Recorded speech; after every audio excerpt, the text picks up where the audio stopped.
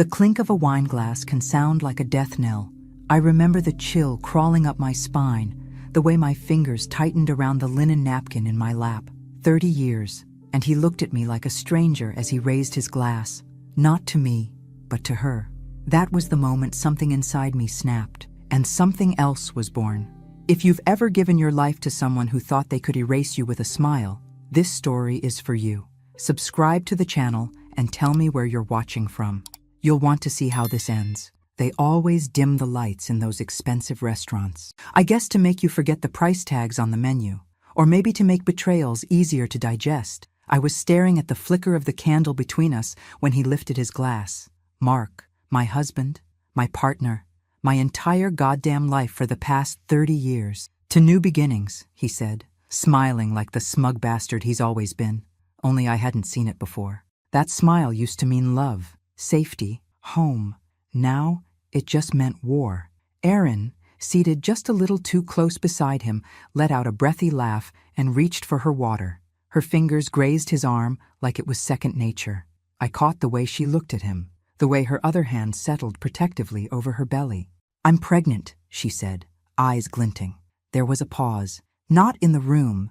The waiter was still pouring wine. A couple nearby was laughing. But in me, something deep inside me twisted like it was being wrung out. Pregnant. Mark's eyes didn't flicker once toward me. He stayed locked on Erin. Proud, pleased, like he had just won a prize. I didn't cry, didn't scream. Instead, I smiled. Slow, small. The kind of smile that takes effort when your hands are shaking under the table. Because I already knew. I knew about the bank transfers, the business dinners that turned into hotel reservations, the way she had started calling him M in text messages that I wasn't supposed to see. I knew, and I had spent the last 6 weeks preparing. I lifted my glass too. To new beginnings, I said softly, my voice clear, steady, and venom-laced. Mark turned to me then. Finally, that smugness faded a touch when he met my eyes. "I emptied the joint accounts this morning," I said, still smiling, froze the business assets, and filed for divorce. You could have heard a pin drop. The waiter blinked. Erin's mouth opened slightly, like a fish gasping for air, and Mark, for the first time in decades, looked truly, undeniably confused. "I hope you both enjoy your new beginning," I added, setting my napkin gently on the table. Then I stood. I remember every step I took away from that table, my heels tapping against the marble, the hostess blinking at me as I passed, the scent of marinara lingering in the air, the tiny mark on the carpet near the entrance where I had stood for our anniversary dinner the year before, waiting for him to arrive late, again. Funny the things your brain clings to. I walked out into the night, not as a woman falling apart, but as one finally waking up. And behind me, for once, it was Mark who had to explain something. I didn't go home, not the one we shared. I had a plan, a checklist. I wasn't the Helen Carter who had swallowed every insult, every dismissal, every "you just don't understand the business, sweetheart," that Helen had died the moment Erin touched her stomach and called it a miracle. No, this Helen was done waiting quietly while other people dictated her worth. The game was on, and I had just made the first move. The silence in the car was suffocating, not because of noise, there wasn't any, but because of memory. Every inch of that black leather interior reminded me of Mark, of us, of who I used to be. I gripped the steering wheel tighter than I needed to, my knuckles pale against the dark. My hands were shaking, not from fear, but from the adrenaline, from rage, from 30 years of swallowing things I should have screamed. 30 years. I remember the first day we moved into our home in Pasadena, the way the morning sun hit the porch, the smell of paint still fresh on the kitchen walls. I made us coffee in a machine we couldn't afford. Mark kissed my cheek and said, "One day this place will be full of memories." He wasn't wrong, but none of those memories were mine. I gave him everything. I gave up my own dreams to build his. I was a damn good interior designer, had a few small clients back in. One of them was featured in Sunset magazine, but Mark said his business needed focus. "You're the rock," he told me. "You keep everything running." So I did. I managed the books before we could afford an accountant. I hosted the clients, smiled through endless dinners where I was introduced as Mark's wife and little else. And I believed that was love. I believed it because I had to. Because if it wasn't, then what the hell was all of this? The week after our 10th anniversary, I miscarried. I never told anyone, not even him. He was away on business, and I figured, why burden him with something already gone? I carried that alone, like so much else. Just like I carried the weight of a house, a marriage, a life that he barely showed up for. I pulled into the motel just outside Glendale. Not glamorous, but clean, efficient, anonymous. I had paid in cash that morning. The clerk didn't even look up when I asked for the key. Good. Inside the room, I sat on the edge of the bed and finally let the tremors pass through me. My legs felt like jelly. My mouth was dry. My heart, it was hammering like I'd just escaped a burning building, because I had. The phone on the nightstand buzzed. Mark, missed calls. I didn't answer. I wouldn't. Not tonight. Instead, I reached into my bag and pulled out the folder I had prepared. Labeled in neat black marker, contingency plan, HC, bank statements, asset transfer forms, power of attorney revocation, business contracts with my signature, and clauses he never bothered to read. I'd written those myself. Funny thing about being the silent partner. No one notices when you hold the pen. I opened the laptop and checked the wire transfer one more time. Clean. Timed perfectly.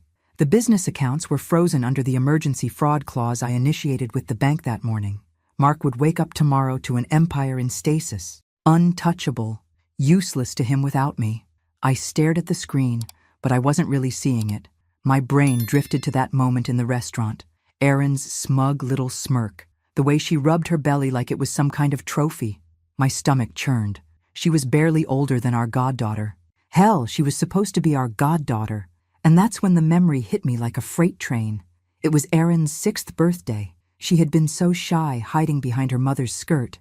Mark had crouched down, handed her a pink bear and said, "She looks just like you did, Helen, at that age." I remember laughing, thinking it was sweet. Now that sentence tasted like bile in the back of my throat. My head began to throb. I closed the laptop, leaned back, and stared at the ceiling. One of those ugly motel ceilings with bumps like dried toothpaste. But at least it was mine. This room, this moment, this choice, I was alone. But for the first time in decades, that didn't feel like a punishment. It felt like power. The next move would take courage. I needed to look deeper into the finances, into Erin, into that contract I found with her name on it from 15 years ago. There was more under the surface. I could feel it. And I wasn't going to stop until I uncovered every filthy secret Mark Carter had buried. He thought I'd leave quietly. He had no idea who I had become. I was never the type to snoop. That's what I told myself every time I ignored the gut feeling. Every time I pushed away the discomfort gnawing at the edges of my sanity. But now I moved like a woman with nothing to lose. Because I didn't. It was a.m. when I unlocked the storage unit Mark never thought I'd remember. One of those anonymous cubes on the outskirts of town. Bare, fluorescent lit, silent except for the occasional rattle of distant pipes.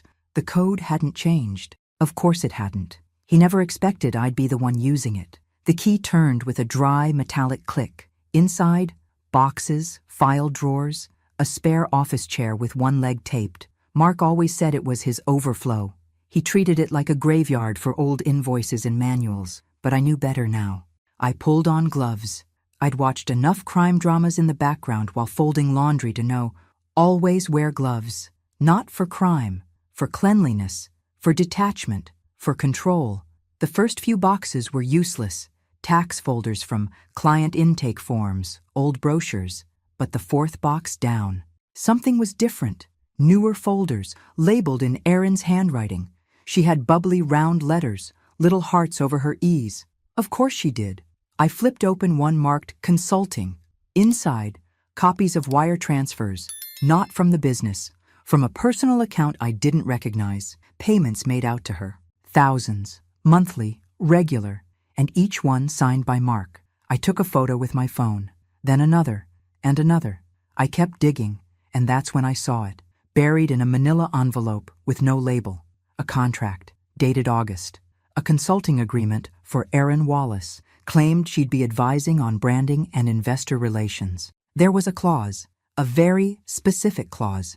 In the event of dissolution of the firm or the incapacitation of a founding partner, Ms. Wallace will be entitled to a % equity stake, guaranteed. My blood turned to ice. 30%? That clause wasn't in any version I had drafted. Not one. I would have remembered. I did remember. I handled every legal update until anything after that, sure. But this was, I stared at the signature block. Helen Carter, co-founder. Mark Carter, CEO. Aaron Wallace, consultant. Except my name had been forged. Sloppily. The loop in the H was wrong. The angle on the C too sharp. I stepped back. My hands were sweating inside the gloves now. My breath came in short, sharp bursts. A roaring in my ears drowned out everything else. 15 years ago. 15 years ago, Mark gave that girl, barely out of college, a path into our company, into our lives, not just as a side fling. He was building a future with her. Back when I was still trying to get pregnant, I dropped onto the cold floor. My knees hit hard, the ache shooting up to my spine. But I didn't care, because that's when the last piece slid into place. He had never chosen me. Not once. He tolerated me, used me, kept me because I was useful, because I played the part and never looked too closely. And now that I was older, less appealing by his standards, easier to discard, he thought I'd go away like an old piece of furniture. But I wasn't furniture. I was fire. I stood, gathered the documents I needed, and walked out. The city was still asleep as I drove back toward the motel. I felt the weight of the folder in my lap like it was a weapon. And in a way, it was. The kind that wounds quietly, strategically, with no fingerprints. My phone buzzed again. Voicemail, new message. I didn't open it. Not yet. There was more to find, more strings to unravel. But now, for the first time, I had a thread that led straight to the core of the rot. Mark's world was built on lies, and I was going to be the woman who tore it all down. The first time I saw Aaron Wallace, she had chocolate on her face and a ribbon in her hair. She was 6, maybe 7, shy. Her mother, Karen, was one of those effortlessly charming women, always laughing too loudly, always touching your arm when she spoke. Mark said they were old college friends. She'd moved to Pasadena after a bad breakup and needed help settling in. Of course, we helped. That's what good people do, right? And Erin was sweet, quiet. She used to sit on our couch, flipping through my design magazines, asking if she could have a house like that someday. I made her cocoa. I took her school shopping when Karen got the flu. She called me Aunt Helen, even though we weren't related. I loved that child who looked so much like me when I was her age. Too much, now that I think about it. The soft brown curls, the gap in her front teeth, the way her nose crinkled when she laughed. I should have seen it. God, I should have seen it. But I didn't. Not until I was sitting in my car outside the county clerk's office, staring at a copy of Aaron's birth certificate I had pulled after 3 hours of bureaucracy and polite lies. Mother, Karen Wallace. Father, Mark Edward Carter. I didn't cry. I couldn't. I just sat there, my nails digging into the steering wheel, breathing in through my nose like I'd been trained to do in Lamaze class all those years ago, a class I'd taken alone. Mark was busy that day, busy making another family.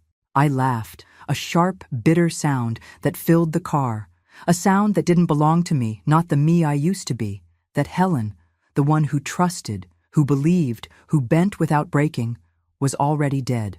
This was a funeral now, and I wasn't mourning my marriage anymore.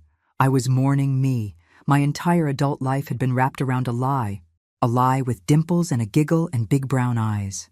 I raised my husband's daughter, not out of forgiveness or redemption, out of ignorance, out of faith. Mark let me hold that girl in my arms, let me buy her birthday gifts, let me believe we were doing something good, when all along he was laughing behind my back. And Erin? She knew. I saw it now. The looks, the small condescending tone she used with me in meetings once she joined the business, the way she called me Helen like it was a placeholder instead of a name. She had played along, waited in the wings. She had watched me give up my life piece by piece, and never said a word. And now she was pregnant, with the second child Mark never gave me. I drove to my sister's house that night. Linda didn't ask questions. She opened the door, handed me a glass of wine, and let me collapse on her couch. She knew something was coming. She always did.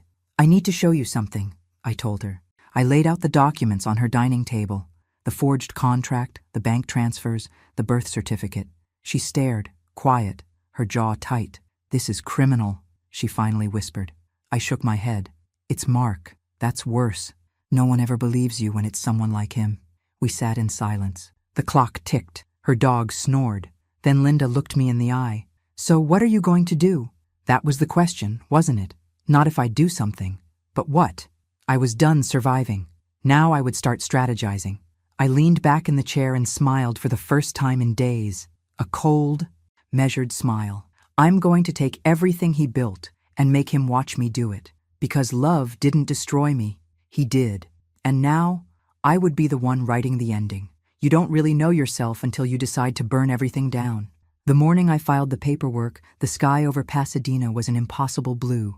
One of those crisp, cloudless California days that feels like it's daring you to stay angry.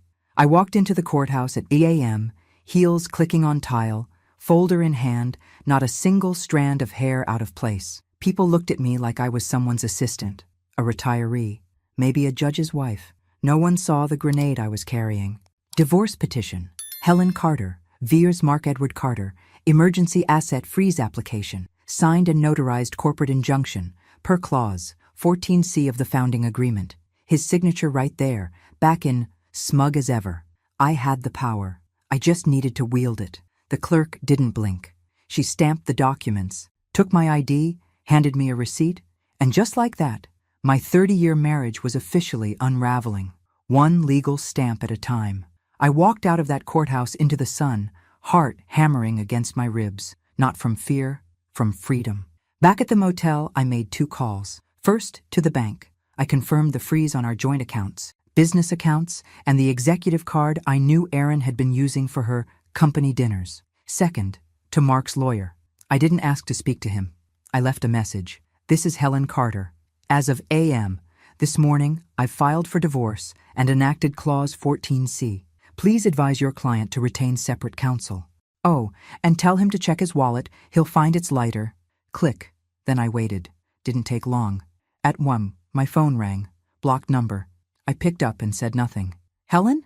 His voice. God, that voice. I used to fall asleep to it, warm in our bed. Now it sounded like static. Where the hell are you? He snapped. I smiled. Someplace where I don't have to look at you. You froze the accounts. What are you thinking? Are you having some kind of breakdown? No, Mark. I'm finally having a breakthrough. Silence. I imagined him pacing, running a hand through his thinning hair, looking around that big house we built together, the house I designed, painted, filled with laughter, pain, silence. I have a child on the way, he hissed, like it was a threat. I almost laughed. Then I suggest you figure out how to support her, because the money's not coming from me. You can't do this. You don't know what you're doing. That did it. I dropped my voice low. I know exactly what I'm doing. I'm taking back my life. Every dollar, every piece of dignity, every hour I spent shrinking so you could shine. Jesus, Helen, stop. No, you don't get to talk now. You had 30 years. I was loyal. I was quiet. I gave up everything. You gave me lies. You made me raise your child while you laughed behind my back. And now? Now you're going to learn what happens when the woman you underestimated decides she's done. I hung up, and I didn't cry. I packed my things from the motel, moved into a short-term rental in Glendale, something with clean lines, sunlight, and no memories. I bought new sheets, new towels, a coffee machine with just 1 cup, mine. Then I sat on the floor with a glass of wine and watched the sky turn from gold to dark, like someone had pulled a curtain over the world. And I breathed, not shallow, not anxious, free. For the first time in 3 decades, I didn't have to ask anyone if they wanted dinner, or worry if I'd used the wrong tone at some business function, or tiptoe around a man whose ego filled every room. That night, I slept like a woman who had just burned her prison to the ground. And when I woke up, I was already thinking about my next move. The first headline hit 2 days later. Pasadena power couple. In shock divorce, financial freeze raises eyebrows. I was brushing my teeth when I saw it. The toothpaste foamed in my mouth, bitter and minty, as I stared at my face on the screen, grainy, cropped from some charity gala years ago. Standing beside Mark, smiling, holding a glass of champagne. I spit. The article was polite at first, measured, speculative, but the words unconfirmed allegations of financial misconduct practically leapt off the screen. That was all it took. The floodgates opened. By noon, 5 more outlets had picked it up. By evening, a local podcast ran an emergency episode with a clickbait title, The Fall of Mark Carter, Divorce, Deceit, and a Mysterious Frozen Fortune. They had no idea. Not yet. But they would. I watched it all unfold from my rental, wrapped in a navy robe, sipping bitter coffee from a chipped mug that felt more honest than any of the expensive crystal I used to wash by hand. The comments were brutal, speculative, hateful. Most of them aimed at me. She finally snapped. She's jealous. Bet she's bitter because the new girl's younger. I closed the laptop. It wasn't worth it. I'd lived under the weight of people's opinions long enough. Now they could think what they wanted, while I handled the facts. I wasn't bitter. I was brilliant. And the best part? They hadn't even seen the worst of it yet. That came later, when someone, I don't know who and I don't care, leaked the internal memos, emails, bank records. It was all there. Mark's double billing, the silent payments, the expenses marked consulting that led straight to Aaron's personal Venmo, the suite in Manhattan paid for with business funds, the 2 first-class flights under fake client names, one of them hers. The documents were anonymously submitted to a journalist I had quietly reached out to 2 weeks earlier. Her name was Danielle Griggs, local, smart, no nonsense. I handed her truth in a tidy envelope. She turned it into fire. The headline that changed everything dropped on a Thursday morning. Inside the Empire, Mark Carter's web of lies and the woman who brought him down. This time, the photo was just me, standing alone outside the courthouse, sunglasses on, chin up, and the public, they flipped. Suddenly, I wasn't the crazy wife. I was the hero, the woman who saw through the lies, the woman who fought back, the woman who did what no one else dared. Ex-employees started coming forward. Quiet messages turned into loud statements. He made me sign NDAs. He took credit for everything Helen designed. She ran that company, not him. I didn't respond to any of them. Not publicly. Not yet. But the tide had turned. Mark tried to fight it. Of course he did. He went on camera with some tired press release and a lawyer who looked like he'd rather be anywhere else. She's unstable, Mark said. She's retaliating. That night, I got a message from an old friend I hadn't heard from in years. Unstable? You mean unshakable? I'm so proud of you. And then another. Finally, someone shut that arrogant bastard down. Erin vanished from social media within hours. Her LinkedIn quietly updated to seeking new opportunities. Her friends deleted old posts. Her influencer account, gone. I almost felt bad. Almost. But then I remembered her at the dinner table, hand on her belly, eyes glittering, smirk curling the corner of her mouth. She knew, and she wanted me to sit there, to accept it, to vanish quietly while they built their new beginning. No, not this time. They didn't get to write the ending. I did, and I was just getting started. Silence can be the loudest sound in the world. I hadn't spoken to Mark since the call after the asset freeze. He didn't try again. No apology, no explanation, just silence. But the world was anything but quiet. 3 weeks after Danielle's exposé, the real flood began. A woman named Lisa Hartman emailed me. Subject line, I used to work for him too. Then another, then 5 more, then 32. Receptionists, interns, accountants, women, men. People who had walked away from Carter & Co. with shame in their throats and silence on their lips. Until now, they'd been mocked, gaslit, undermined, passed over for promotions after doing all the work. One woman had her designs sold to a client under Mark's name. Another found Erin wearing the necklace her grandmother had made, the one she lost at the company retreat. Story after story. Abuse didn't always come with bruises. Sometimes it came with a smile and a bonus check. Oh, less than promised. Danielle wanted to run a follow-up piece. But this time, she didn't want anonymous sources. She wanted me. No camera, I told her. Not yet. She agreed. We met at a cafe in Silver Lake, small enough to be invisible. She wore jeans and a leather jacket. I wore the calm of a woman who had walked through fire barefoot. Her recorder sat between us. Why now? She asked. I stared at the steam rising from my tea. Earl Grey, no sugar. Because I was tired of being erased, I said.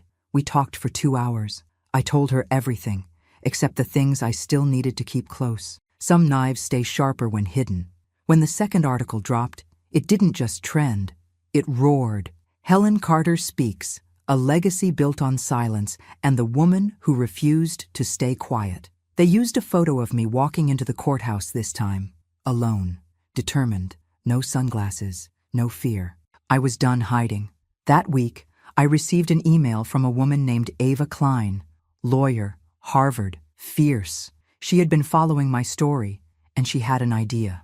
"We start a foundation," she said, "for women rebuilding their lives after financial and emotional abuse. We call it the Carter Clause, and we make sure no woman signs her name away again without knowing exactly what it means." I said yes.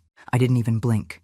We launched with a GoFundMe that hit pause in hours. CBS called, then NPR. Then someone from Netflix left a voicemail I still haven't returned. Mark's response? A pathetic attempt at a countersuit. Defamation, emotional distress, loss of business reputation. The judge tossed it in less than 10 minutes. Turns out when you have proof, emails, contracts, signatures, it's hard to argue with the truth. His last ally, a corporate partner named Greg Tolliver, issued a public statement distancing himself from Mr. Carter's conduct. Translation? He saw the ship sinking and grabbed the last lifeboat. Erin tried to resurface with a tweet about healing and protecting her peace. It was ratioed into oblivion. People had seen enough. They had heard enough. And now they were listening to me. Not the wife, not the accessory, not the shadow in the room. Me, Helen Carter, the woman no one saw coming, and the woman who would never be invisible again. She died believing I would be taken care of. Eleanor Carter, Mark's mother, wasn't perfect, but she treated me with something resembling affection, the old-school, apron-wearing kind. She sent me handwritten birthday cards every year, even when Mark forgot. She taught me how to make her lemon bars from scratch, called me her girl, and hugged me tighter than my own mother ever had. She also died 2 months before the divorce. Mark said she left everything to him, to keep things simple. I didn't question it then. I was still clinging to scraps of trust, still hoping I was wrong. I wasn't. The call came from her attorney, Mr. Arlo Finch, a man who looked like he'd been cut from granite and never heard of smiling. "I'm sorry, Mrs. Carter," he said, then paused. "I suppose it's Ms. now." "Just Helen," I told him. He hesitated. "There's something you should see. I'm sending over the original will and the amended version Mark brought in 6 weeks before Eleanor's passing."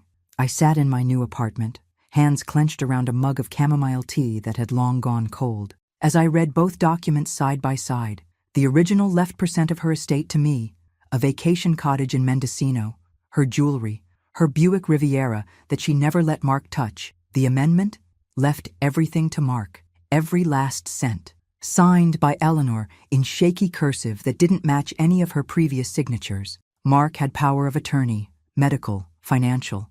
I'd been in the hospital room the day before she passed. She was lucid. She told me she was proud of me. She said, "You were always the steady one, Helen. He never deserved you." She hugged me. And 6 weeks before that moment, he erased me. I dropped the papers. I couldn't breathe. How do you mourn someone twice? First when they die, then when you realize they were used against you. I called Arlo. "This signature," I said. "You've seen it. You know it's not hers." Silence. Then, "I can't say it officially, but I agree with you. Can anything be done?" A pause. Longer this time. "No, not now. Not without years of litigation.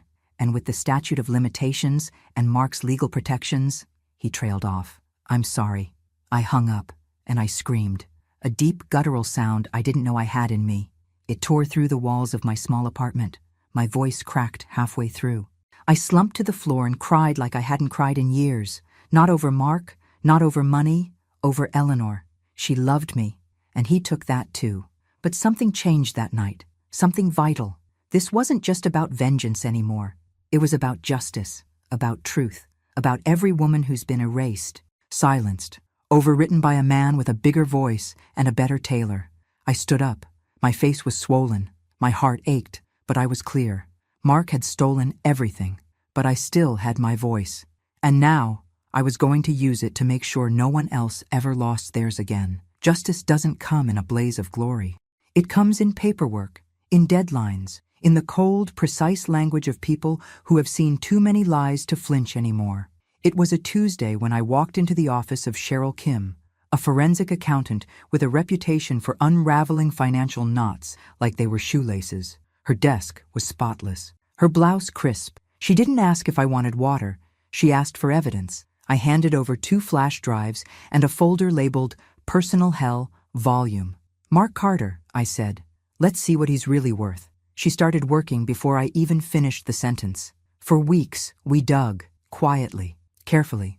We found shell companies, misreported earnings, undisclosed payments masked as charitable donations, private expenses charged to corporate accounts, luxury hotel stays, jewelry, a double-A, massage chair for Aaron's condo in Manhattan. He thought I wouldn't notice. He forgot I used to balance those books. Cheryl's final report was a bomb in a manila envelope. I sent it to the IRS with no fanfare. No note, no need. 3 weeks later, Mark Carter received a federal audit notice, and the silence that followed was delicious. The headlines came next. Feds launch probe into Carter & Co. Fraud allegations surface. From boardroom to courtroom. Mark Carter, under investigation. He tried to call me. Of course he did. Blocked. Then came the text. 1 sentence. "We could have handled this privately." I read it twice, then deleted it. Privately? He slept with a woman half my age, forged my name, rewrote my life, and erased me from his mother's will. There would be nothing private about this anymore. Erin, for her part, had gone quiet. Her influencer account was gone.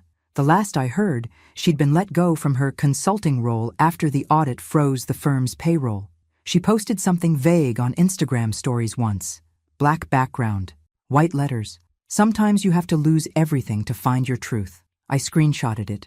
Because this was my truth. I had been a ghost in my own life. But now, I was the storm. Clients pulled out. Mark's speaking engagements were canceled. Investors withdrew. His name was poison in every email thread. And me? I was still angry, still hollow in some places, still waking up in the middle of the night remembering the way he used to touch the small of my back in public like I was something to show off. But I was also standing taller. I drank my coffee slower. I walked down the street like I had every right to exist, because I did. I sat in a bookstore one afternoon, flipping through a memoir by a woman who'd left her husband after 35 years. The last line read, "They said I was broken, but they didn't realize I was breaking free." I closed the book and smiled, because I wasn't broken, not anymore. And the man who thought he could break me? He was the one being slowly, methodically dismantled, one truth at a time. Revenge is loud, but freedom is quiet. It was a Tuesday. No headlines that day, no lawsuits, no leaked emails, just the hum of my neighbor's lawnmower and the smell of fresh-cut grass drifting through my window. I was sitting at the kitchen table, my kitchen table, a simple one, solid oak, bought with my money, chosen for no one's taste but mine. The sunlight fell across it just right, and for a second, everything felt still, and that's when it hit me. It was over, not in the dramatic courtroom gavel kind of way, but in the quiet realization that I no longer woke up wondering where he was. I no longer scrolled through articles to see if my name had been dragged through the mud again.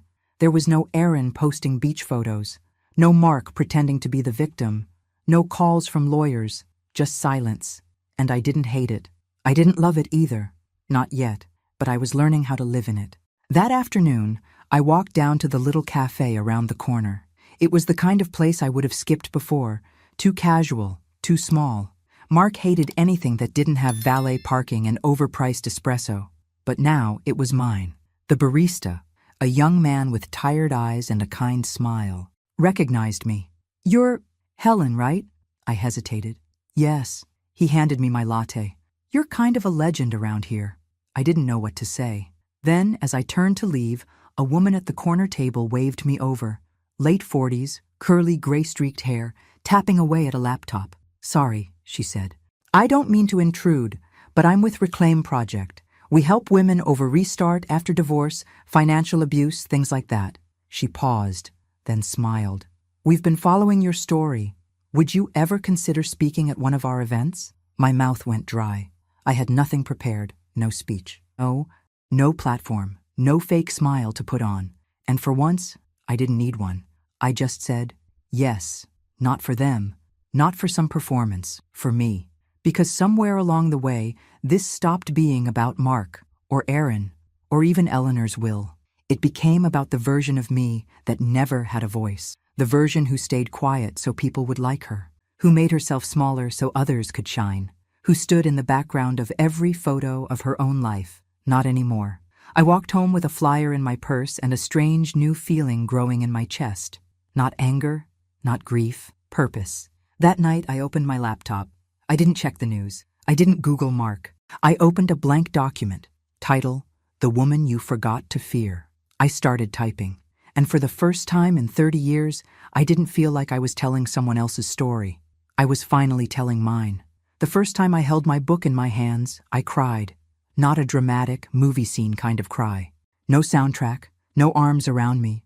Just tears, quiet and warm, slipping down my cheeks in the middle of my living room, under a dusty beam of afternoon light. The title gleamed in black serif font, The Woman No One Saw, by Helen Carter. 267 pages of pain, clarity, and cold truth. It wasn't just a memoir. It was a warning, a mirror, a flare in the dark for any woman who had ever been told to calm down, to let it go, to be grateful. I had written it over 6 brutal months, late nights, early mornings. Every chapter dragged pieces of me into the light, some that I didn't even know I'd buried. I bled into those pages, and I refused to clean it up.